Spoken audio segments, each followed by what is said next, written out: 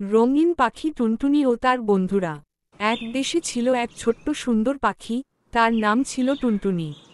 টুনটুনি ছিল খুবই রঙিন, তার ডানায় ছিল লাল, নীল, হলুদ আর সবুজ রঙের মিশেল। সে ছিল খুব আনন্দপ্রিয় আর সাহসী। টুনটুনি থাকত এক ঘন সবুজ বনে। সেখানে আরও অনেক পশু পাখি থাকত, হরিণ, গাধা, খরগোশ আর লাল পাখি। সবাই টুনটুনিকে খুব ভালোবাসত, কারণ সে সব সময় হাসিখুশি থাকত আর সবাইকে সাহায্য করত। একদিন বনের মধ্যে একটা বড় সমস্যা দেখা দিল। এক বিশাল কালো কাক এসে সব পাখির ডিম খেয়ে ফেলতে লাগল। সবাই খুব ভয় পেয়ে গেল। কেউ বুঝে উঠতে পারছিল না কি করা যায়।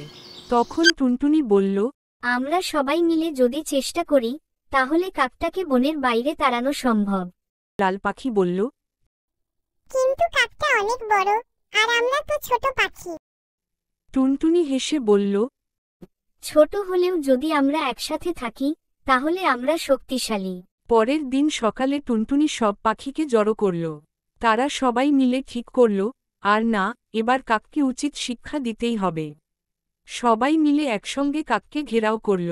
খরগোশ লাফিয়ে লাফিয়ে আওয়াজ করল, গাধা গাছের নিচে দাঁড়িয়ে জোরে চেঁচাতে লাগল, টুনটুনি আর ময়না ডানা ঝাপটে কাককে ঘিরে ধরল।